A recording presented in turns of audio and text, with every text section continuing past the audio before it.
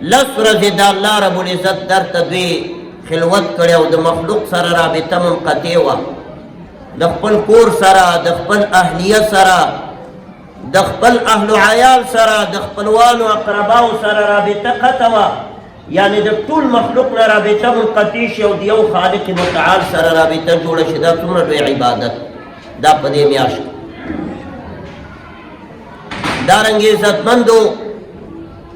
بل عبادت په دې میاشت کې دا د پیشنمې کول، دا هم یو مستقل عبادت دی. پیغمبر علیه الصلاة والسلام مبارک فرمایلی دي چې مخکینو امتونو به م روژې نیولې، خو زمونږ او د اهل کتابو د روژې په مابین کې فرق چې دی، اکلت السحر هغه د پیشنمې خوراک دی چې هغوی پیشنمې پې نه او زمونږ په دې امت محمدیه علی صاحبها الف تحیة وسلام په دې امت باندې چې دی پیشنمې دی چې دوی پیشنمې کوي، دا پیشنمې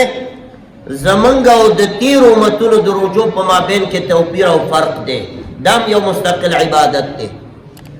عزتمندو دا روژه ماتې هم یو عبادت دی. روژه ماتې اگر چې د نفس غوښتنه ده، ډوډۍ خوراک دی، اوبه څښل دي، یعنې خپل نفس تا دا غواړي چې ته یخې اوبه وڅښې یا شربت وڅښې یا ډوډۍ وخورې یا میوجات وخورې، خو یوازې دا نه چې د نفس غواړنه ده، بلکې په دې باندې م الله رب العزت ثواب ورکوي. په دې روژه ماتو موږ ته مستقل د عبادت ثواب میلاو. حافظ ابن قیم رحمه الله لیکلي چې کوم سړی د عبادت په نیت باندې ښه خوراکونه خوري چې په دې زما بدن تقویت شي او زه پې په صحیح طریقه الله له عبادت وکړمه، مانځه کې ټیټ ودرېږمه، تلاوت وکړم 3-4 سپارې، جهاد وکړمه، کفارو سره مقابله وکړمه، په دې نیت باندې ښه خوراک خوري، نو په دې ښه خوراک هم الله دې مسلمان ته اجر ورکوي. په دې نیت باندې خوراک خورئ، د تقویت خواړه چې زما دماغ قوي چې د الله کتاب ولولم، چې زه تهجد وکولی شم، چې زه جهاد وکولی شم د مشرکینو سره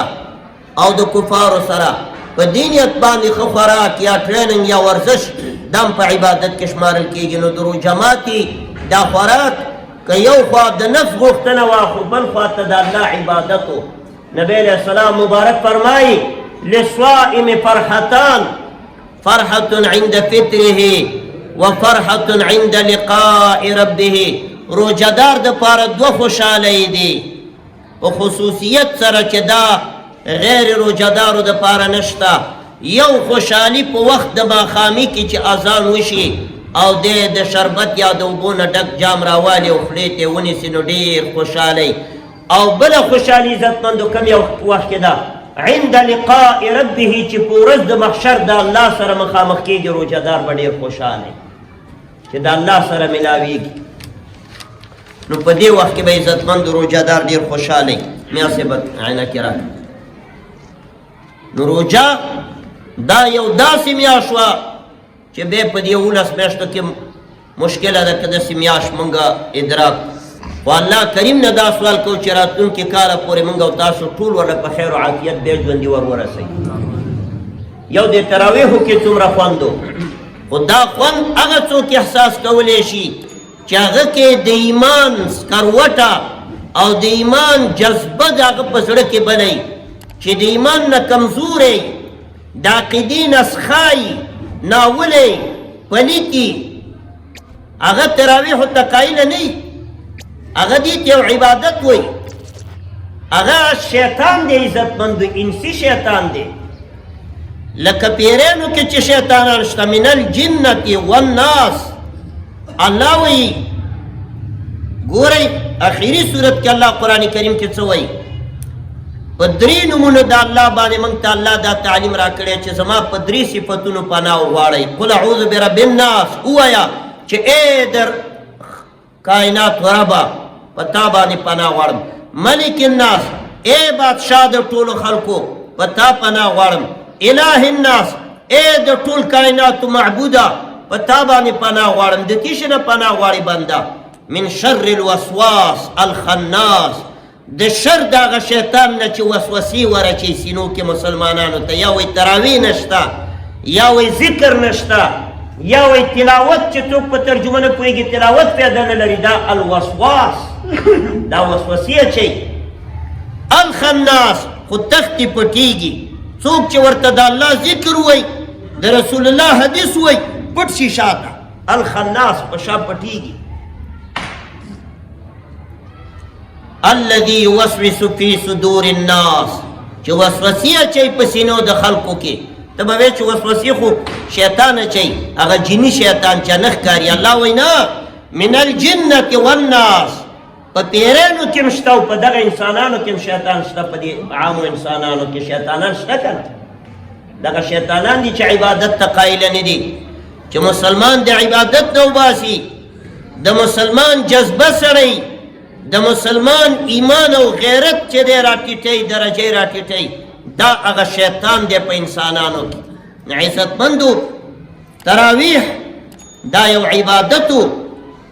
دا سجدی وی الله ته ما سکل ډیرو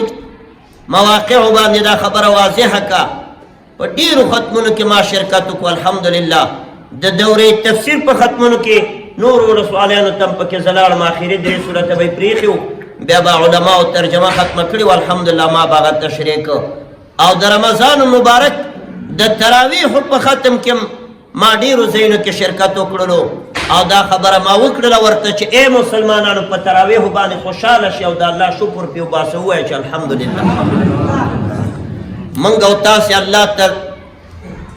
الله رب العزت ته په طول د یوې میاشتې کې څو رکاته تراویح وکړه 600 رکاته تراویح مو وکړه 600 رکاته او په هر رکات کې الله ته 2 سجدې ایښي نو 1200 سجدې الله ته موږ کېښودې چې دې نه الله انسي شیطانان محرومه څوک چې تراویحو ته قایله نه دي الله دې نه محرومه که داسې ناولي الله داسې پلید خپل کور کې نه پرېږدي چې رایولي دا هغه خلک نه کوم چې مریضان دي او نه دي راغلي دا هغه چې ورته قایله نه دي او فیسبوک باندې وایي چې تراویح هېڅ حیثیت نه لري دغه مردار الله ځان ته نه ودروي دا انسي شیطان الله نه غواړي چې ځان ته ودرې داسې پلید سړی پاک سړی الله ځان ته ودروي الله په عبادت سره کوم سړی ځان ته ودروي دغسې پاکان ځان ته ودروي دا پاکان په تراویحو کې تراویح الله ته سجده ده رسول الله صلی الله علیه وسلم ته یو صحابي راغی نیمه شپه وه او د تهجد اوبه ورته راوړې پیغمبر علیه السلام مبارک ورته وفرمیل چې تا خو ډېر حساس وخت کې ما ته خدمت وړاندې کړلو چې په نیمه شپه دې ما ته د تهجد اوبه راوړي بچیه وایه څه غواړې چې الله دې درته وغواړم سل وغواړه هغه ورته اسألک مرافقة فی الجنة غالبا دغسې الفاظ دي یا رسول الله هېڅ نه غواړم دا غواړم چې جنت کې ستا سره ملګری شم چې جنت کې یا رسول الله مبارکه تا سره ملګری شم الله دې موږ ته هم دا مقام راکړي